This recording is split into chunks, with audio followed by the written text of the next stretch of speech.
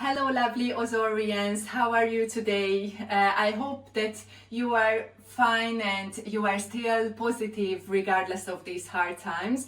I'm very happy that the Ozora team invited me to give you this workshop. First I would like to introduce myself. My name is Agnes and I'm from Hungary, from Budapest. Actually I'm researching and exploring Turkish gastronomy and culture for like 15 years.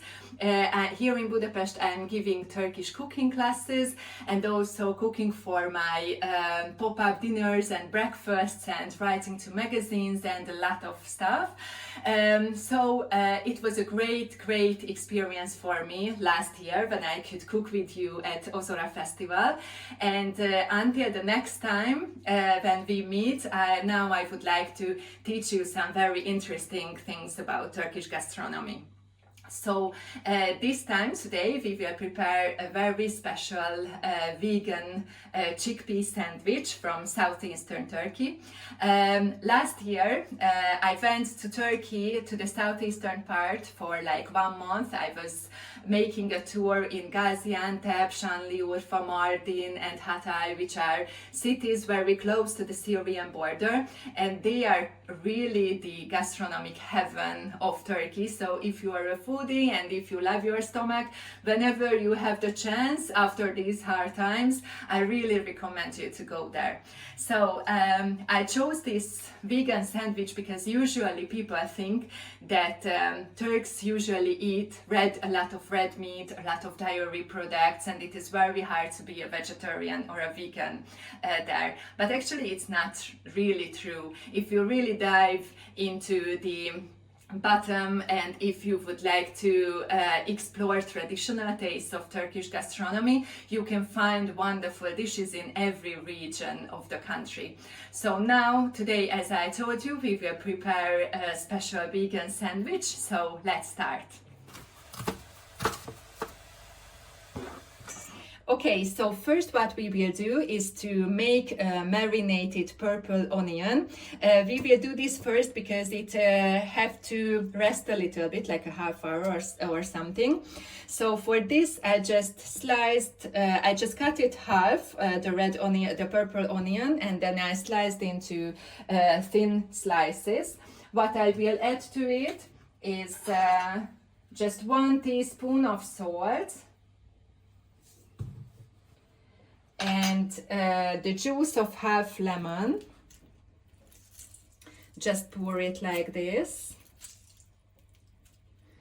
Okay, I will add like 2 deciliters of cold water. And what we have to add more is that this vinegar, which is a grape vinegar, it's from Turkey.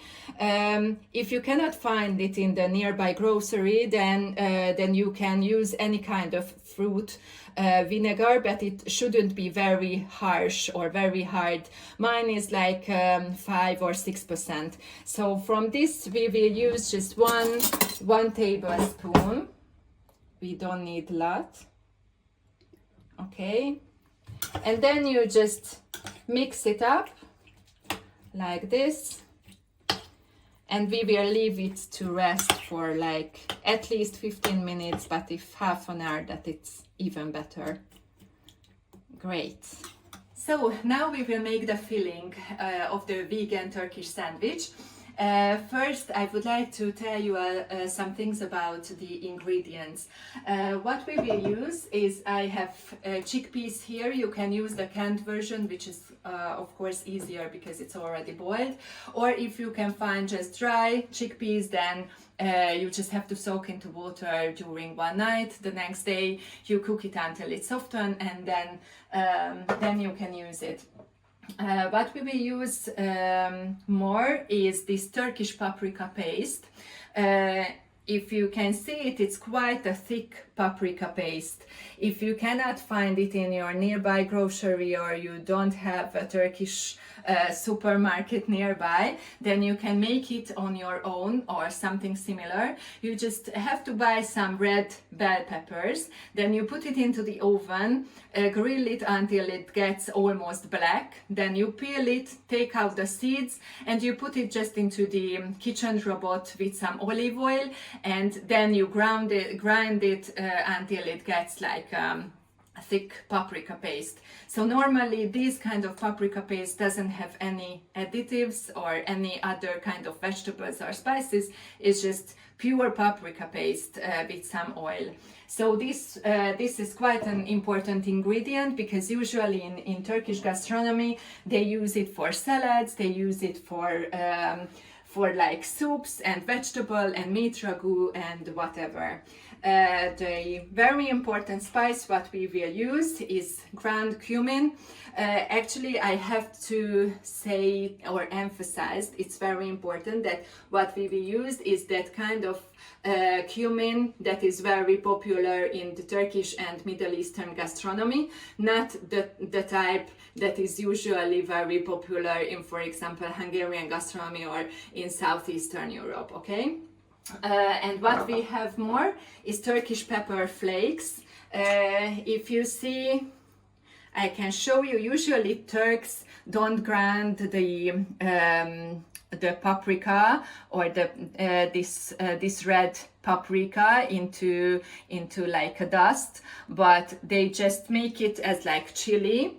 It's not really a hot spice. It's a little bit hot, but it's really not that so bad.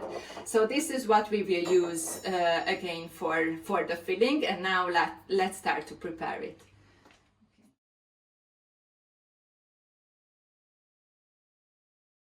So first what we will have to do is that we take some olive oil, we heat up the pan that we will use to prepare the filling. We don't have a lot of olive oil, just like few tablespoons. And after that, I was talking about this Turkish red pepper paste. I will use 1 tablespoon of it. I will put it into the olive oil. And as it heats up, it will have a lovely, lovely smell. Now I will add the cumin also, like half teaspoon, but if you like, you can add more, doesn't matter. And we will wait until the oil heats up.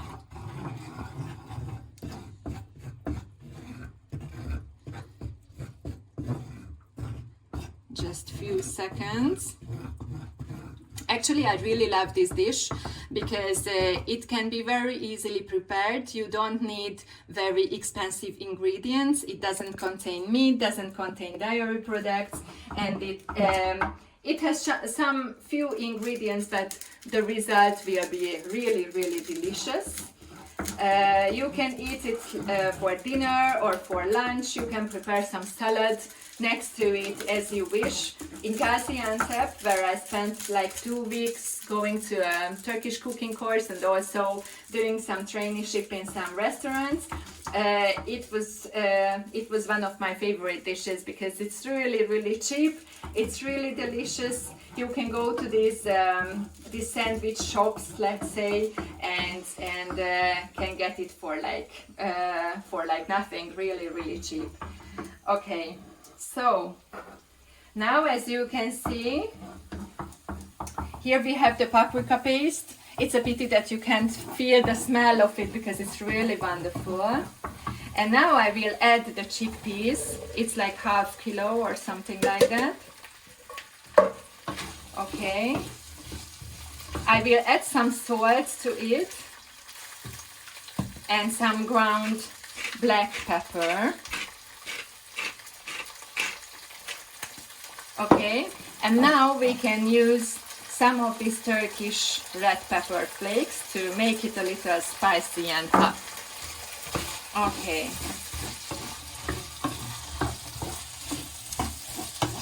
Now what we have to do is just we stir it a little bit to heat up the chickpeas as well and to mix it completely together with the paprika paste, the olive oil and the spices. And then what we will do is to smash it a little bit.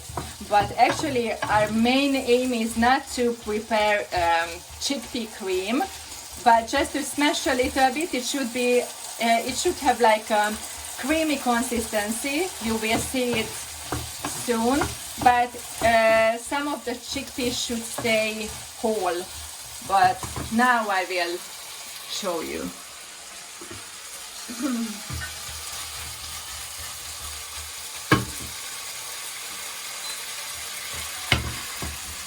Okay, so now as I heated up the chickpeas with the spices and the paprika paste, I have this special kitchen tool and I just try and start to mash it a little bit. But as I said, it doesn't have to be like a homogeneous cream. Some of the chickpeas should stay whole, okay? Yeah. Yes, I think it's okay like this. Okay, and now after mashing it, we will put it back to the heat. Okay, and stir it up a little bit. If you think that it's a little bit dry, I mean the filling, then you can add some olive oil, some more olive oil, but not too much, just a splash. Okay, we will heat it up a little bit.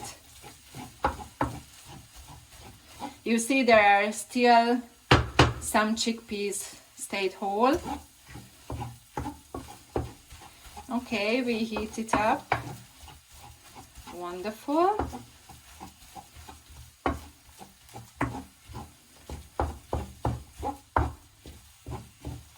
Okay, and now the filling is ready. So it's really, really easy cheesy. So let's make the sandwiches now.